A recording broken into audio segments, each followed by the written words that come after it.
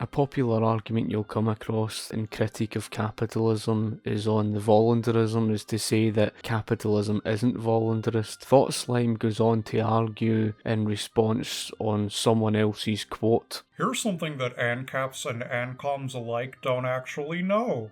You can live without a job, you just want to live luxuriously. Find a YouTube channel called Primitive Technology.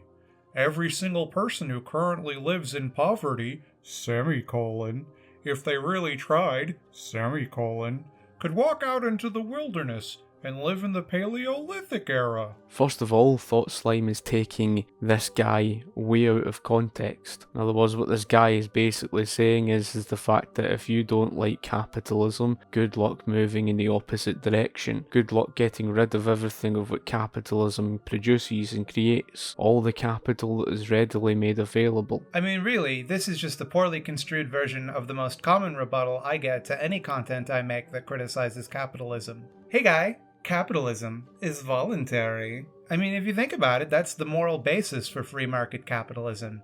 The market is made up of people making choices to trade things with one another. So don't complain about it because it's your choice, you knucklehead. You can just pack your bags and move away. Build a new, non-capitalist society, like Richard Black suggests. Just walk into the woods and build yourself a mud hut. Again, Thought Slime really doesn't comprehend the difference between socialism theoretically to that of practice. Throughout recorded history, socialism has always ended in totalitarianism. There was never really the case of it being democratic or libertarian. It's all well having that as a theory and believing in such a thing of what the likes of Kropotkin had argued, but that is it. It's theory. In practice, he has the choice to leave a country that does have private ownership to a certain degree and go and live in a country where there's very little of a private sector left. And the reason why they would never do so is because they're an economic catastrophe. But it's always a case that, oh, that isn't real socialism. If nobody on Earth was disabled, infirm, needed medicine, or lived in an area with an inhospitable climate, also, everyone had access to the huge tracts of land needed to grow food without modern infrastructure. Also, the capitalist societies that they currently live in, just let them go, and also waive property taxes for this anti-capitalist experiment for some reason. Also, the capitalists wouldn't just take all of your stuff if you started making something profitable or useful to them, even though they'd have the largest militaries in the world at their back, and you literally live in a mud hut. Also, like, you don't care about leaving your friends, family, and home behind? But, okay, alright, but even granting all of those things, it's still a pretty raw deal. Thought Slime doesn't really have much faith in humanity, and you'll remember from the previous video, he goes on about that of the dog-eat-dog world, and then he contradicts himself and he says about he doesn't view humanity as greedy, and he has faith in humanity. Well, the fact is, when someone believes in forcing redistribution of wealth, when someone believes in forcing people to share, what that's basically saying to you is, they do not have faith in people being left be to themselves because they think that, well, they would not provide for others. A defining ethic of socialism is coercion. So capitalism is basically about the redistribution of wealth through charitable means, through the voluntary action. Socialism's got nothing to do with the voluntary action. Socialism's about communal ownership. It's about coercion. It's about forcing others to share, and they've got no other means but to do so. And at the end of the day, see if you get rid of capitalism and he's going down this road of you go in the opposite direction, you will lose liberty. You will end up in the direction of the Soviet Union. Would you accept living in a communist dictatorship under the proviso that you could, if you so chose, walk into the woods and start a new society? Would having that option make the actions of a communist dictator just? No, obviously not. Having the option to flee a system does not make that system voluntary, it just gives you the option of becoming a refugee. Again, Thought Slime doesn't understand practice to that of the theories. All this theoretical nonsense, and you hear it all the time, it's this theoretical nonsense about, oh, but socialism's workers' ownership of this, workers' ownership of that. Well, that's all well said and done, but what's the entity that carries out the nationalisation? What's the entity that's going to get rid of the private sector? The government. Now, you'll never get an answer to it. They talk about getting rid of the private sector. What's the entity that does it? It's the government. And you're going to need a specific character, a specific leader that's going to lead you there. Now, it's not going to be the likes of your Jeremy Corbyn or that of your Bernie Sanders type, that don't really have the gall to do it. It's going to be somebody like your Nicolas Maduro. That's what it requires. The reason why it requires a dictator type, it goes against the economics. To completely abolish the private sector is to abolish the productive sector. Public sector's not the productive sector. The public sector lives off the fruits of what the private sector produces. And this is the thing, you get rid of the private sector that finances the economy, where else are you going to turn to? You're going to turn to the printing press. That's not going to do you so well. And if you're going to argue for the moneyless based economy, that's just mental. I already argued and I stated the fact that, economists widely agree nobody would ever accept a 100% income tax, which is equivalent to basically a moneyless based economy because you're earning nothing. So that is naturally where socialism leads. It's not by accident. It happens because that's what happens when you try to oppose the economy. That's socialism for you. The idea that anyone can walk away from their current civilization into the woods and start a new society from scratch is a fantasy. It's funny how he talks about that of a fantasy, because that's exactly what socialism is when you speak about this idea of socialism avoiding totalitarian governance. That basically is a fantasy. It's a fantasy because the Paris Commune was heading down that direction. It was turning towards the dictatorial rule. In his previous argument, he says, well, we're going to need a specific entity to basically dictate to people that you have to do this and you have to do that and you have to abide by these specific rules. Well, when you've got an entity there and it's a set group of people that are setting down rules for other folk and you have to abide by these specific rules, that is the definition of governance. You might not call it a government, doesn't matter what you call it. That's the definition to govern. When you govern, you are the one that's an entity, a group of people that is dictating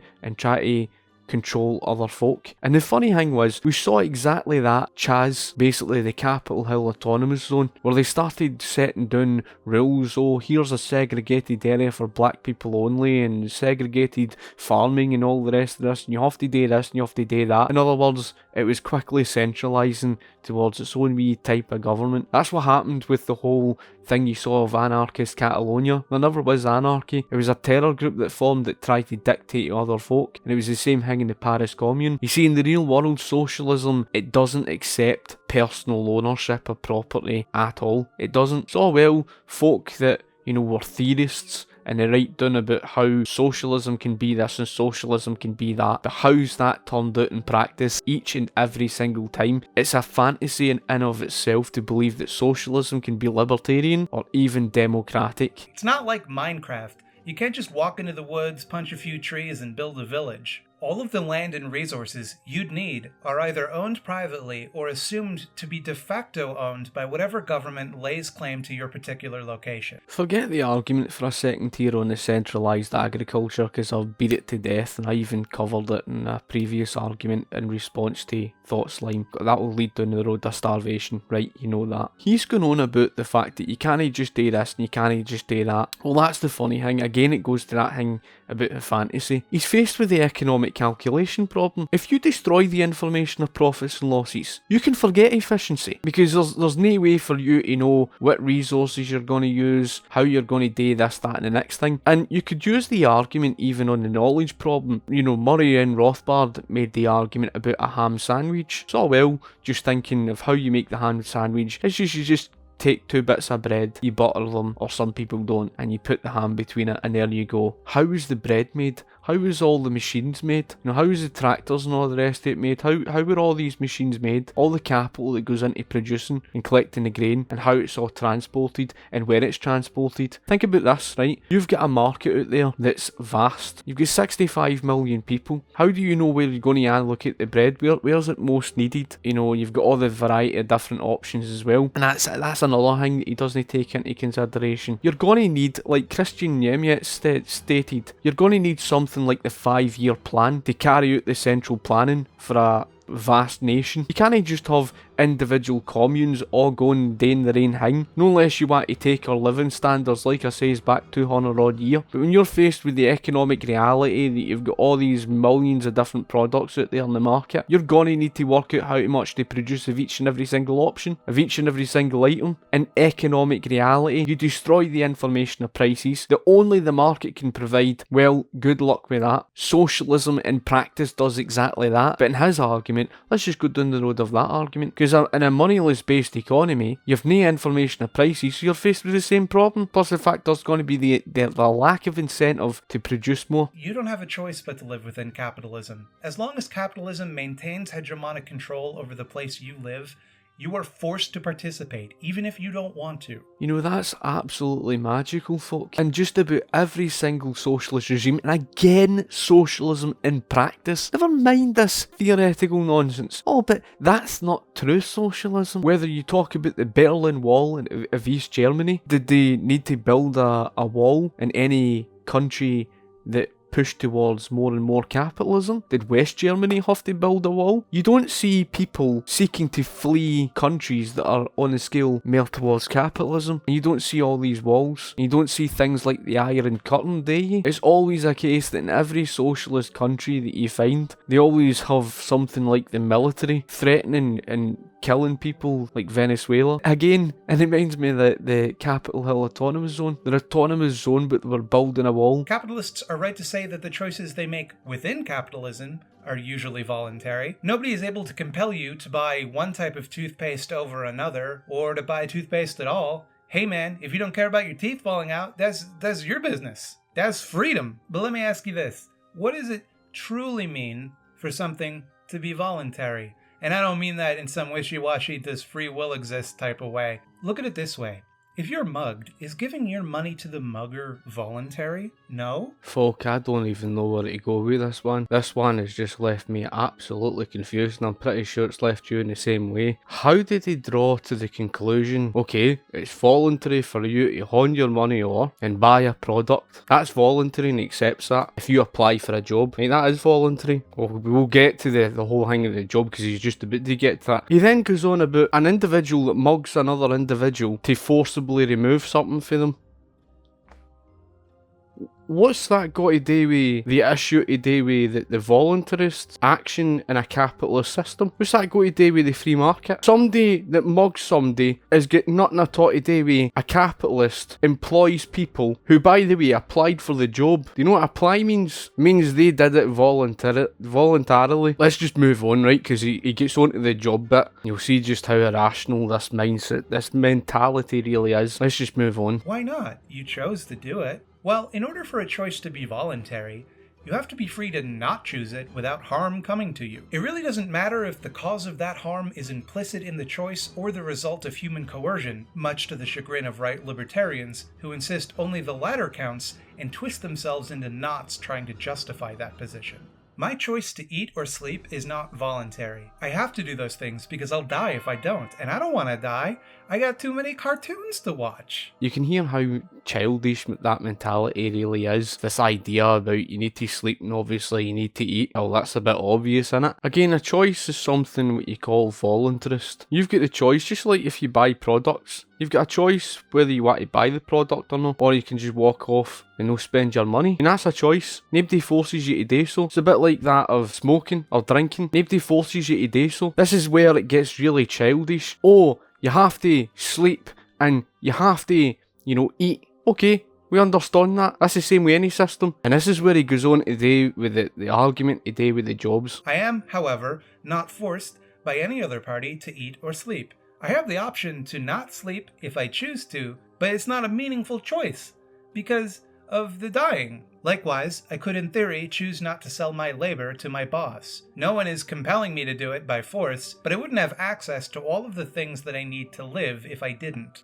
I could choose to work for someone else, but I couldn't choose not to have a job at all. Even if I like my job, doing it is still not voluntary, because I have to have a job or I'll be destitute. Folk, it's one of the most childish arguments anybody could come up with, because it doesn't matter what economic system you've got. Transport is work, agriculture all of that is work. The process of how you actually produce things. You see, if you can imagine a human being in this world where there's nothing else, and all you've got is man and resources, you've got to do work in order to turn these resources into something useful that people can survive upon. So in other words, food. So there's work in everything you need to do. Right, that's part and parcel of life. Anybody who's got a complaint about that and tries to say, oh, you have to work for a living, therefore it's not voluntary, it's like, oh, dear God, man. It's like, this is what our education system is honestly doing to folk. See, if you actually turn to the alternative capitalism, collectivism, like full-blown socialism, trust me, you'd be, working far longer hours and you'd be getting, little in return. And that's been the case throughout recorded history of every socialist country. They just need people like you. They can get rid of you if you're too difficult, because there are a lot more people like you than there are jobs available. Ah, but KC, you say. Just work somewhere else, or start your own business. Well, this can be a relatively difficult concept for privileged people with lots of employment prospects to grasp, but changing jobs isn't always easy or possible for a lot of workers. Particularly where the bulk of scarce jobs being created are extremely precarious work-for-hire scams with zero stability or benefits. When it comes down to this argument, again, he's using today's examples. That's not a capitalist system. There is no free market. That's the very reason why people are struggling to find jobs. That's the very reason why there's a higher level of exploitation. Now, it must be noted that there's no such thing as this perfect system or perfect economy, because the bottom line is you're always going to have corruption and exploitation, and you're always going to have rich and poor people. That's the real world no matter what economic system you've got. The beauty of the capitalist system is the fact that it greatly reduces those problems. It just so happens to be, and you go in the opposite direction of that in these strongly mixed based economies where you see corporatism, you see a lot of this wage suppression, simply because of the fact that they've got a wider range of employees to choose for, or potential employees. They can easily just get rid of somebody and employ somebody else to do it for cheaper. And that problem has actually been created, not just because of the open door and immigration, but the very issue today with the fact that the market's become, monopolised. So all these oligopolies, you're living in the absence of the free market. That's why there's such a problem. It's the very reason why folks struggle to start up a new business, because they can't afford to do so. And why can they not afford to do so? They can't afford it because of the fact that all the socialist government regulation has pretty much sent the cost through the roof, even the tax rates. So they're trying to jump through all the red tape and all that. It's just a struggle for them alone as it is. And what's that got to do with capitalism? As for starting your own business, well, that's expensive and risky, and the resources that some people use to do it are not equitably distributed. Well-off people can afford to go a few years without their company turning a profit, and have better access to loans and startup capital. And here's a wake-up call. There aren't enough jobs to go around, which is going to get worse as automation keeps replacing more and more of the workforce. This argument has been done over and over and over. Go and check out my video today with the automation, and I've even given examples. Whilst jobs were lost, more jobs were actually created out of it, and it's no different to that of the Industrial Revolution. What you're seeing today with the automation is doing exactly the same thing what happened in the Industrial Revolution. It's no destroying jobs, it's creating more. If the only way to survive is by having a job, and there aren't enough jobs, that means that a lot of people don't get to survive. Not because we don't have enough resources, we have more than enough resources. It's because distributing them more fairly hurts the bottom line of a few rich perverts. Again, he doesn't really understand the real world, and that's to do with business and rich people. They provide a service for what consumers benefit from. It's just this bold assumption that all rich people only became rich because they just, thieved from people. He says, oh, they've no got jobs. Well, hold on a wee second here. They need money in their pockets, and that's how they're going to spend the money. So the capitalist actually does need folk with money in their pockets in order to get the economy going. It's not just a case that the capitalist just puts things out there. They need to actually sell their products in order to make a profit. And it's not a case that they stick a gun to their head and that's it. And that says in the economic calculation problem video, these people don't understand scarcity. Scarcity in terms of resources, people's demands far exceed what's actually available in them. And it's no different today with that of land. Land is scarce, houses are scarce, and it's not a case that you can just afford to bastardise prices or just get rid of them and then expect efficiency at the other end of that, because you're going to end up causing neglect and you're going to end up creating an absolute mess. And if you want a typical example of that, just turn your attention to that of what happened in India, where it used up 70% of its natural resources. That pretty much tells you everything there is to know. It's more profitable to have a few people work a lot of hours than lots of people working a few hours. Again, it's a black and white argument. Doesn't he understand the fact that businesses first and foremost need good reputation in order to be a profitable business? Because you're going to have good workers, especially holding on to your skilled workers, having returning customers. You need to be able to provide a service to have returning customers in a competitive market. Now, we don't live in a free market, but you'd be forced in that position. Good marketing, good relationship between the consumers and the business itself. So it's not just a case that businesses can just do whatever they want and throw products out there in the market and just hope for the best. What makes you a more profitable business is being more efficient. That's the reason why John Davis and Rockefeller was such a successful businessman. The companies that were up against John Davis and Rockefeller, they were all in decline because they were just dumping about 40% of the crude oil. 40 or 60 odd percent of the crude oil they were just dumping. In other words, the capitalist system was rewarding success and punishing failure. It was punishing inefficiency. It was rewarding efficiency. And what happens when you reward efficiency? The consumer benefits most from that of the efficient one. In capitalism, you don't just get exploited, you're also forced to become an exploiter of others. You've got to laugh at him because he completely ignores the fact that he supports a moneyless based economy. And even if he says he doesn't, through that are socialist economies in the real world in practice. They're the most exploitative economies that the world has ever seen in history. You just look at that of the Soviet Union and all sorts. They get paid dirt poor wages and work endless hours for such little pay. Socialism's never been anything else. The idea, like I say, moneyless based economy, that is basically the definition of exploitation to the extreme. That's basically saying to folk, we'll get you to do such and such a job because it will take hours. Jobs don't just, take a few hours and that. And what do they get in return? They get paid nothing. Do you buy products from companies like Nestle, Walmart, H&M, Gap, or Apple? Well, all of those companies have been busted using child labour. It's this argument today with child labour again. It's just this assumption that if it wasn't for government, wherever would we be? But in the 19th century, the United States of America, as wages grew, as it was a real wage earning growth rate of 1.6% per year, as mothers had, more time in their hands, they were able to send their children off to school instead of working in a dangerous workplace. This was all done before government set down any sort of legislation for child labour laws. Even at that, like I say, it's corporatist system, and he's trying to pass this off and blame it in capitalism. We have to face facts. Capitalism is evil. It's killing us. It was forced on us, and it must be dismantled. At the end of the day, folk, his argument is very childish. He's saying that capitalism kills you. I don't know where he gets this idea from. Again, you've even heard the arguments about how they try to correlate government and wars somehow to do with the capitalist system. Then he says that it's forced upon you. What the hell is he going on about? The fact of the matter is, the centralisation of agriculture failed and led millions to their deathbed due to starvation. The very solution to the problem to end starvation was giving each individual their own private lot. That is giving them liberty. How the hell does somebody correlate that with, destroying their life? And that's what I mean. It's let's just move on to the comments. Adam C. makes a couple of comments and he says, what do you think of the anarcho-passivism and what do you think of the anarcho-hybridism? Folk, when you've got a system of collectivism and you subordinate capitalism, you basically destroy individualism. You're taking away individual liberty and individual rights. If you reject capitalism, the only place you're going to lead is towards totalitarianism. You need an entity there to remove the private sector,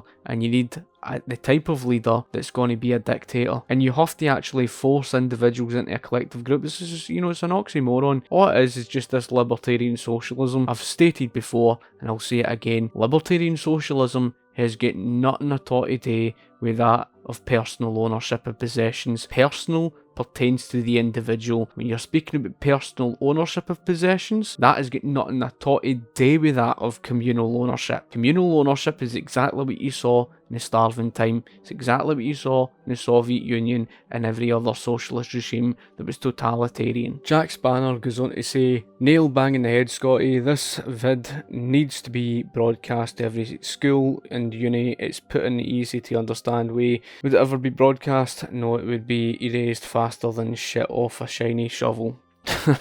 That's quite a sad thing, but you're absolutely right in that regard. I'd never trusted that. Never trusted these universities for as far as I could throw a stick. When it comes down to putting out the information I do, I greatly appreciate all your comments and everything. It's the same thing in this country. Why Scotland has lost its path over so many years because of the education system, and I've done the video on state education. If you've not seen it, state education, go and look at it, and you'll see that all it really is to do with that of indoctrination. PB goes on to mention this long comment. Again, I'm not going to go through it all. If you want to sit here and read this comment, highly recommend you do so, because I think it's important. He's absolutely right in what he states about that to do with the monopolies and the taxi cabs and everything. At the end of the day, when you restrict supply, it ends up increasing demand. And that's the whole thing, because it was the same thing today with the De Beers Group. Only gained that near perfect monopoly only because of the nationalisation. In other words, it was government that led to that